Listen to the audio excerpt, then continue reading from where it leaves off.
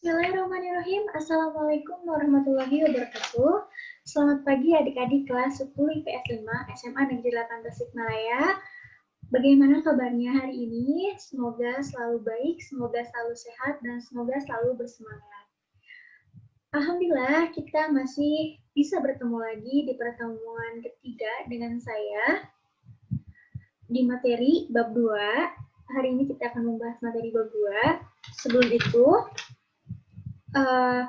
sebelum kita memulai segala sesuatu, sebelum kita memulai segala kegiatan, sebelum kita memulai segala aktivitas, adik-adik yang ada di rumah maupun di mana saja yang sedang menonton video ini, menyimak video ini, alangkah baiknya sebelum masuk ke materi, sebelum saya menyampaikan materi, kita berdoa terlebih dahulu. Supaya materi yang akan saya sampaikan, materi yang akan kalian terima bisa bermanfaat untuk kita semua. Amin ya rabbal alamin. Berdoa disilahkan. Baik, di akhir nanti seperti biasa saya meminta kepada kalian semua absennya dengan cara memberikan tanggapan, memberikan saran, memberikan kritik kepada video ini, ya, supaya saran, tanggapan, dan kritik kalian ini yang membangun, yang bisa membuat saya mengkoreksi video ini supaya lebih baik lagi. Baik, pada materi sebelumnya dengan saya, di 2 pertemuan dengan saya, kita sudah ada di bab 1. Alhamdulillah kita sudah selesai menyelesaikan bab 1 itu, mengenai asal-usul manusia purba, asal-usul nenek moyang, jenis-jenis manusia purba, serta pola huniannya. Pada pertemuan kali ini, kita akan membahas mengenai Hindu-Buddha, agama Hindu-Buddha, kerajaan-kerajaan Hindu-Buddha, bagaimana Hindu-Buddha, agama Hindu-Buddha ini bisa masuk ke Kepulauan Indonesia, dan kerajaan-kerajaan Hindu-Buddha yang ada di Indonesia. Oke, kita mulai saja. Saya akan memberikan PowerPoint. Nah, yang pertama kita akan membahas mengenai pengaruh budaya India.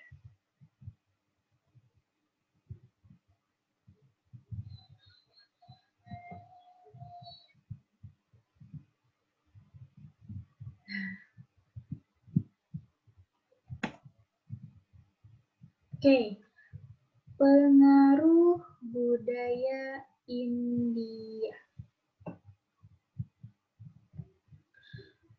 Perhatikan gambar ini. Coba kalian perhatikan 2 gambar candi ini.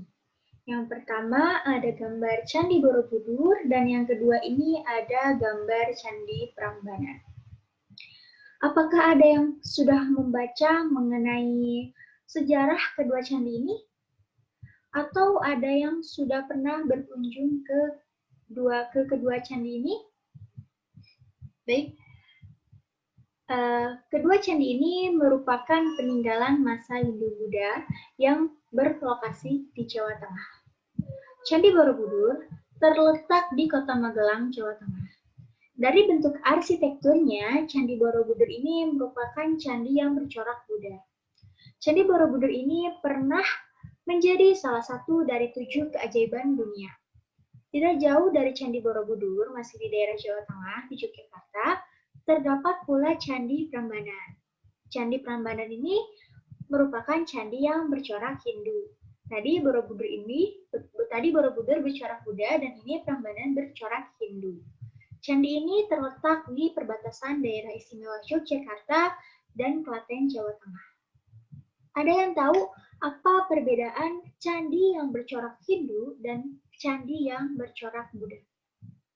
Ya, saya akan menjelaskannya. Jadi perbedaannya terletak pada arsitekturnya. Kalau candi yang bercorak Buddha itu, arsitekturnya cenderung luas ke samping, melebar ke samping, dan tidak tinggi, tidak menjulang ke atas. Sedangkan candi yang bercorak Hindu, sebalikannya, dia arsitekturnya itu menjulang tinggi ke atas. Gitu. Kedua candi yang megah ini merupakan bukti peninggalan perkembangan agama dan kebudayaan Hindu-Buddha di Indonesia. Dua candi megah ini merupakan bukti-bukti pencapaian yang luar biasa pada dinasti Sailendra.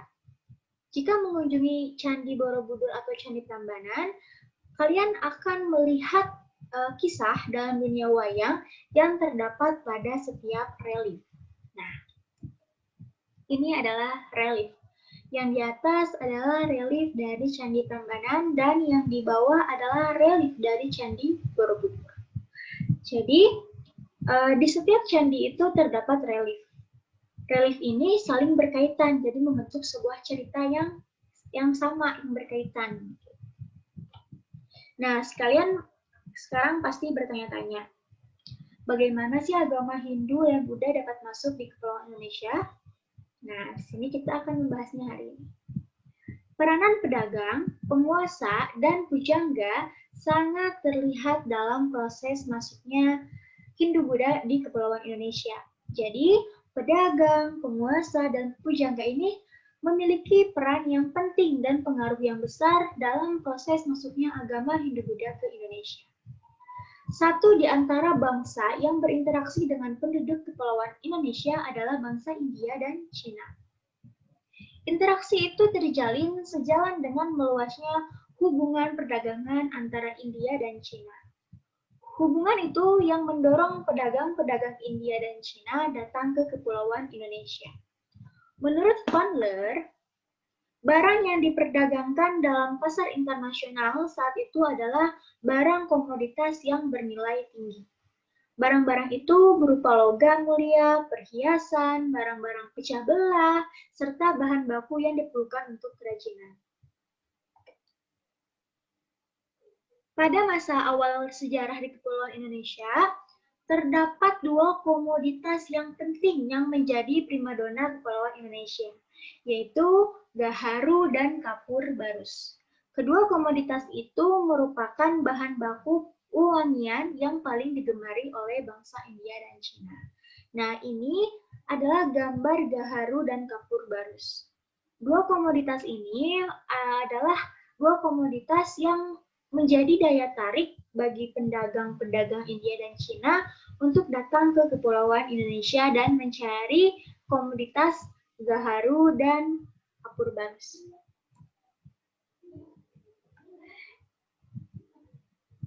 Interaksi dengan kedua bangsa itu membawa perubahan pada bentuk tata negara di beberapa daerah di Kepulauan Indonesia dan perubahan dalam susunan kemasyarakatan serta sistem kepercayaan. Sejak saat itu, pengaruh-pengaruh Hindu-Buddha berkembang di Indonesia. Jadi, Hindu-Buddha datang tuh bukan hanya membawa agama saja, tapi membawa perubahan pada sistem sosial, sistem kemasyarakatan, dan sistem pemerintahan. Tanda-tanda tertua adanya pengaruh kebudayaan Hindu di Indonesia yaitu berupa prasasti-prasasti yang ditemukan di berbagai daerah. Menurut para ahli sejarah kuno, dalam prasasti Hindu yang ditemukan terdapat nama beberapa kerajaan. Kerajaan-kerajaan yang disebutkan dalam prasasti itu adalah kerajaan Indonesia asli yang hidup makmur bersumber dari perdagangan dengan negara di India Selatan.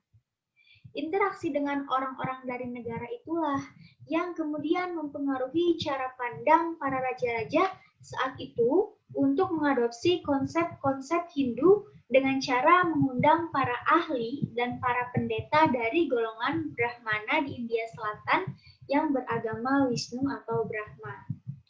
Setelah budaya India masuk, terjadi banyak perubahan dalam tatanan kehidupan. Seperti yang saya sebutkan tadi, bukan hanya agama saja, tetapi sistem kemasyarakatan, sistem pemerintahan, dan kebudayaan pun banyak perubahan. Berdasarkan bukti-bukti yang ditemukan, kerajaan tertua di Muara Kaman, Kalimantan Timur, yaitu Kerajaan Kutai, mendapat pengaruh yang sangat besar dan yang sangat kuat budaya India. Jadi, Kerajaan Kutai ini adalah kerajaan yang mendapat pengaruh besar dari kebudayaan India. Percampuran budaya itu kemudian melahirkan kerajaan yang bersifat Hindu di Nusantara. Baik itu yang mencakup dalam sistem pemerintahan, sistem religi, sistem kemasyarakatan. Salah satu hal yang sangat penting dalam pengaruh Hindu adalah adanya pembagian susunan negara yang digolongkan ke dalam 4 golongan yang bersifat sederajat. Sebelum kebudayaan India masuk, pemerintahan desa itu dipimpin oleh seorang kepala suku yang dipilih oleh anggota masyarakat. Namun setelah kebudayaan India masuk, setelah Hindu-Buddha masuk, terjadi perubahan. Kedudukan kepala suku itu digantikan oleh seorang raja, seperti halnya di India. Raja memiliki kekuasaan yang sangat besar. Kedudukan raja tidak lagi dipilih oleh masyarakat, namun dipilih secara turun-temurun. Demikian pula dengan sistem kemasyarakatannya. Sistem kemasyarakatan yang dikembangkan oleh bangsa India adalah sistem kasta. Sistem kasta mengatur hubungan sosial bangsa India dengan bangsa-bangsa yang ditaklukannya. Sistem ini membedakan masyarakat berdasarkan fungsinya. Jadi bangsa India ini memiliki sistem kasta, sistem kemasyarakatan. Jadi membedakan manusia dari menjadi beberapa golongan. Nah, sistem kemasyarakatan ini dibawalah ke Kepulauan Indonesia dan terjadi juga di Kepulauan Indonesia. Terdapat 4 kasta. Oh, sebenarnya ada 5 kasta, namun kasta yang paling bawah ini sudah dihilangkan. Yang pertama ada golongan Brahmana. Jadi pada kasta Brahmana ini termasuk orang-orangnya yaitu ada pendeta atau pemuka agama. Pendeta juga di sini atau kaum Brahmana ini biasa disebut dengan titisan dewa. Yang kedua ada kasta Ksatria. Tergolong dalam orang-orang seperti bangsawan, raja, pegawai, dan pegawai pemerintahan. Lalu ada Waisya. Di sini adalah golongan orang-orang seperti pedagang, petani, dan nelayan. Kemudian ada kasta Sudra, masyarakat umum, gitu, yang tidak termasuk ke dalam 3 golongan itu. Dan yang terakhir, yang sudah dihilangkan, yaitu kasta Karya, budak atau pembantu, yang tidak masuk ke dalam 4 kasta di atas. Jadi golongan gelandangan seperti itu. Nah, ini Brahmana, pendeta atau dewa. Kemudian Ksatria adalah bangsawan atau prajurit. Kemudian ada Waisya, para pedagang, pujangga, petani, dan yang terakhir ada Sudra, rakyat biasa. Sistem kepercayaan dan kasta menjadi dasar terbentuknya kepercayaan terhadap Hinduisme. Nah, penggolongan ini yang tadi kasta-kasta itu disebut dengan catur warna. Tadi ada 4 kasta, kita ambilnya 4 kasta saja. Kasta Brahmana, Ksatria, Waisya, dan Sudra. Awal hubungan dengan dagang antara penduduk Kepulauan Nusantara dan India bertepatan dengan perkembangan pesat dari agama Buddha. Pendeta-pendeta Buddha menyebarkan ajarannya ke seluruh penjuru dunia melalui jalur perdagangan. Kedatangan mereka itu biasanya disampaikan terlebih dahulu, sehingga ketika tiba di Kepulauan Indonesia atau tiba di tempat tujuannya, mereka dapat langsung bertemu dengan orang-orang istana atau kalangan-kalangan yang penting. Mereka biasanya mengajarkan agama dengan penuh ketekunan.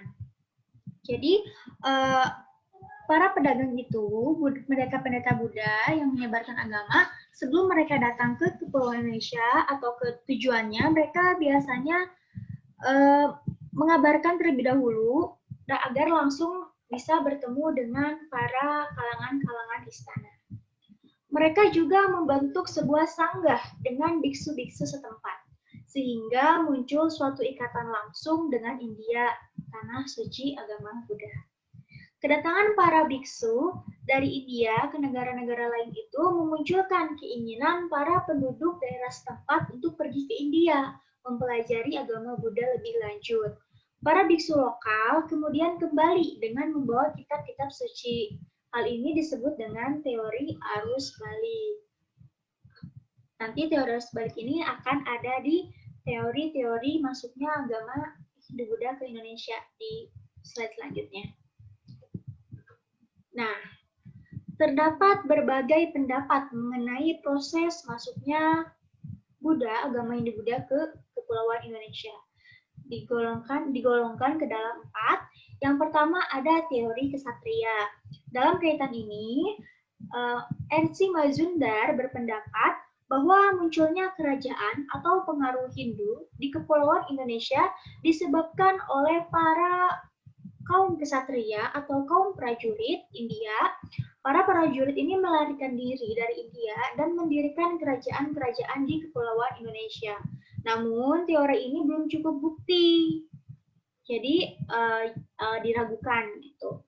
Kemudian ada teori Vaishya. Dalam kaitan ini, N.J. Krom berpendapat bahwa kelompok yang berperan dalam penyebaran agama Hindu-Buddha di Indonesia adalah kaum pedagang. Pada mulanya, para pedagang India berlayar untuk berdagang. Pada saat itu, jalur perdagangan ditempuh melalui lautan, yang menyebabkan mereka itu bergantung kepada angin, bergantung kepada kondisi alam. Bila musim alam tidak baik, anginnya tidak baik, memungkinkan mereka untuk menetap lebih lama di tempat yang mereka singgahi, gitu. Jadi para pedagang India ini kemudian melakukan perkawinan dengan penduduk pribumi. Melalui perkawinan inilah mereka mengembangkan kebudayaan India. Jadi menurut teori Vaishya, agama Hindu-Buddha ini dibawa oleh para pedagang karena para pedagang yang menetap lama di Kepulauan Indonesia ini melakukan perkawinan dengan penduduk asli pribumi, dan melalui perkawinan inilah mereka menyebarkan agama Hindu-Buddha. Selanjutnya ada teori Brahmana. Dalam kaitan ini, J.C. Vandler berpendapat bahwa Hinduisasi di Kepulauan Indonesia disebabkan oleh peranan kaum Brahmana. Pendapat Vandler didasarkan atas kemunculan dan temuan prasasti yang menggunakan bahasa Sanskerta dan huruf Pallava. Bahasa Sanskerta dan huruf Pallava ini hanya dikuasai oleh kaum Brahmana. Jadi yang bisa bahasa Sanskerta dan bisa menulis huruf Pallava ini hanya kaum Brahmana. Dan yang terakhir ada teori arus balik. Dalam kaitan ini, Van den Bosch berpendapat teori ini lebih menekankan pada peranan bangsa Indonesia sendiri dalam proses penyebaran kebudayaan Hindu-Buddha di Indonesia. Artinya, orang-orang di Kepulauan Indonesia, terutama para tokohnya yang pergi ke India, di India mereka belajar mengenai agama Hindu-Buddha dan kebudayaannya. Setelah kembali, mereka menyebarkan dan mengajarkan agama itu kepada masyarakat yang lain.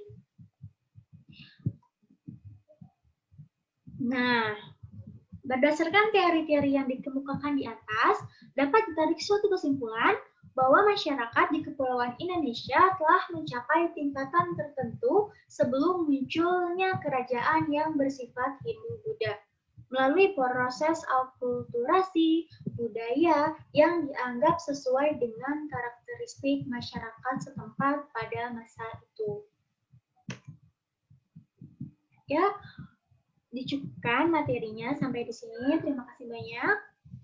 Saya akan kembalikan dulu.